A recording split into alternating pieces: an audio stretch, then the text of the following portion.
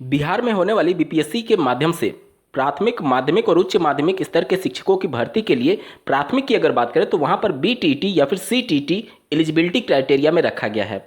वहीं पर एक खबर सोशल मीडिया साइट्स पर वायरल हो रही है कि माननीय पटना हाईकोर्ट में सीटेट को बिहार की प्राथमिक स्तर की शिक्षक भर्ती में पात्र ना माने जाने के संदर्भ में एक याचिका दायर की गई है। इसके रिगार्डिंग बहुत वायरल खबरें हो रही है। इसके रिगार्डिंग डिटेल में बात करेंगे, क्या है सच्चाई, अंत तक जुड़े रहिएगा। नमस्कार दोस्तों, मेरा नाम है नीरज और आप देख रहे हैं कैरियर बिट यूट्यूब चैनल। अगर आप इस चैनल पर पहली बार विजिट कर रहे हैं तो इसको सब्सक्राइब करते हुए बेल आइकन को प्रेस करना ना भूलें। ये बात पूरी तरीके से सत्य है कि सीटेट को बिहार की प्राथमिक स्तर की शिक्षक भर्ती में पात्र ना माने जाने के लिए 2020 में एक याचिका दायर की गई थी, जिसका कोर्ट ऑर्डर अभी आप अपने स्क्रीन पर देख पा रहे होंगे। ये फाइनल कोर्ट ऑर्डर नहीं है क्योंकि अभी डिसीजन पेंडिंग है। माननीय पटना हाईकोर्ट में ऑर्डर को रिजर्व कर दिया गया है। मामला क्या था, ध्यान से समझिएगा। जैसा कि आपको ज्ञात होगा कि जो 6वें चरण का शिक्षक भर्ती बिहार में हुआ था, उसमें उत्तर प्रदेश से बहुत सारे अभ्यर्थी चयनित हुए थे, क्योंकि उस समय तक 6वें चरण तक अन्य राज्य के अभ्यर्थी को भी पात्र माना गया था और बिहार का स्थायी निवासी होने जैसी कोई भी बाध्यता नहीं थी, जिसकी वजह से चूंकि वहां पर मेरिट के बेस पर भर्तियां होती थी तो high school, intermediate, graduation, B Ed, BTC और सीटेट के मार्क्स को जोड़ करके फाइनल मेरिट बनाई जाती थी। तो चूंकि अन्य राज्य के अभ्यर्थी जिनका मेरिट अधिक था उनका चयन हो जाता था और इसीलिए वहां के कैंडिडेट ने सीटेट पर रोक लगाए जाने के लिए कि सीटेट को बिहार की शिक्षक भर्ती में एलिजिबल क्राइटेरिया से बाहर कर दिया जाए, इसके लिए एक याचिका दायर की गई थी ताकि अन्य राज्य के अभ्यर्थी इसमें शिक्षक भर्ती में पात्र ना हो।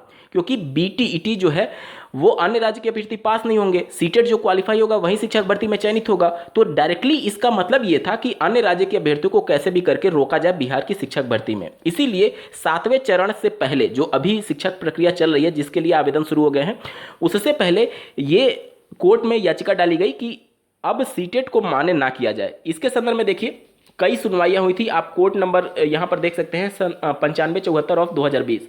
ठीक है, इसमें कई सुनवाइयों के दौरान एनसीटी से और बिहार सरकार से अपना जवाब दाखिल करने के लिए बोला गया था, जिसमें देखिए कोर्ट ऑर्डर में क्या मेंशन किया गया है। न्यू दिल्ली एनसीटी ने भी अपना जवाब दाखिल कर दिया है और Bihar examination board, Bihar school examination board यानी बीएसईबी ने भी अपना आंसर काउंटर फाइल कर दिया है और इस फैसले को रिजर्व कर दिया गया। देखिए, जजमेंट इज रिजर्व्ड, यानी कि फाइनल डिसीजन अभी तक नहीं आया है। अभी मामला माननीय पटना हाईकोर्ट में विचाराधीन है, अभी कोई भी फाइनल डिसीजन नहीं आया हुआ है। यहां पर मैं बता दूं कि ध्यान से समझिएगा, किसी भी राज्य की शिक्षक भर्ती प्रक्रिया में जो मिनिमम एलिजिबिलिटी तय करने का अधिकार है वो एनसीटी को है। एनसीटी के अंतर्गत आप प्राथमिक स्तर की शिक्षक भर्ती में तभी सम्मिलित हो सकते हैं जब आप केंद्रीय स्तर की शिक्षक पात्रता परीक्षा यानी सीटेट या फिर किसी उस पर्टिकुलर राज्य के राज्य स्तरीय शिक्षक पात्रता परीक्षा को क्वालिफाई होते हैं।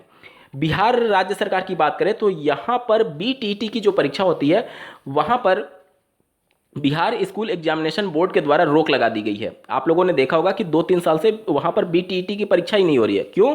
क्योंकि एक ऑफिशियल नोटिफिकेशन के माध्यम से उन्होंने ये अवगत कराया कि चूंकि सीटेट की परीक्षा प्रत्येक साल होती है, इसलिए बीटीईटी की परीक्षा को हम डिसकंटिन्यू कर रहे हैं और अगर भविष्य में कभी जरूरत पड़ेगी तो हम बीटीईटी की परीक्षा का आयोजन करेंगे। तो एनसीटी और जो कि रेगुलेटरी बॉडी है उसके अनुसार आपका कोई भी एक शिक्षक पात्रता परीक्षा होना अनिवार्य है। तो जब राज्य सरकार अपने राज्य के अंतर्गत बीटीटी की परीक्षा नहीं कंडक्ट करा रही है तो जाहिर सी बात है वो सीटेट को हमेशा लागू रखना चाहेगी। तो बिहार राज्य सरकार ने अपना आंसर काउंटर फाइल इस मामले में ये किया है कि वह सीटेट को पूरी तरीके से लागू करना चाहते हैं। वहीं एनसीटी का तो पहले से ये गाइडलाइन है कि आप सीटीटी या फिर किसी भी राज्य की शिक्षक पात्रता परीक्षा में से केवल एक होना चाहिए।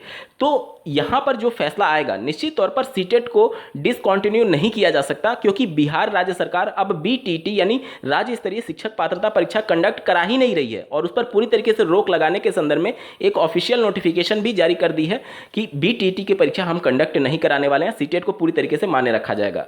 तो कोर्ट में याचिका तो गई है, 2020 में ही याचिका गई है, जिसमें 2022-23 तक ये मामले की सुनवाई होती रही है और फैसले को रिजर्व कर लिया गया है, लेकिन अंतिम फैसला नहीं आया है और अंतिम फैसला सीटेट के फेवर में ही आने की संभावना रहेगी, क्योंकि राज्य सरकार अब बीटीटी की परीक्षा कंडक्ट नहीं करा रही है। तो आखिर अब भविष्य में कभी शिक्षक भर्ती प्रक्रिया होगी तो मान लीजिए कि बिहार का कोई एक अभ्यर्थी जो सीटेट की परीक्षा में सम्मिलित नहीं हुआ और राज्य सरकार तो अपने यहाँ शिक्षक पात्रता परीक्षा करा नहीं रही है, तो उसके अधिकारों का हनन होगा कि बिना शिक्षक पात्रता परीक्षा के आप शिक्षक भर्ती दे कैसे दिए।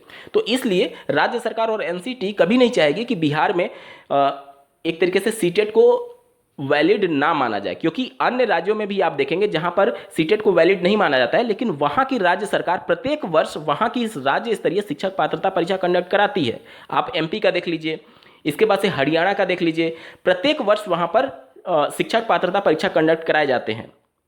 लेकिन बिहार की बात करें तो यहाँ पर 2-2 साल 3-3 साल हो जाता है, बीटेट की परीक्षा ही नहीं होती है। इसी वजह से इन्होंने बीटेट की परीक्षा को रोक लगा दिया और सीटेट को पूरी तरीके से मान्य कर दिया है। और मामला माननीय पटना हाईकोर्ट में विचाराधीन है, अभी फैसला फाइनल डिसीजन नहीं आया हुआ है। तो ये पूरा मामला है जिसको लेकर के सोशल मीडिया साइट्स पर भ्रामक खबरें चल रही थी। अगर इसके रिगार्डिंग आपका कोई डाउट रह जाता है तो कमेंट के माध्यम से जरूर पूछिएगा, और ऐसे ही महत्वपूर्ण अपडेट के लिए इस चैनल को सब्सक्राइब करना ना भूलें। इस वीडियो को देखने के लिए आपका बहुत बहुत धन्यवाद। भगवान करे आपका दिन शुभ हो।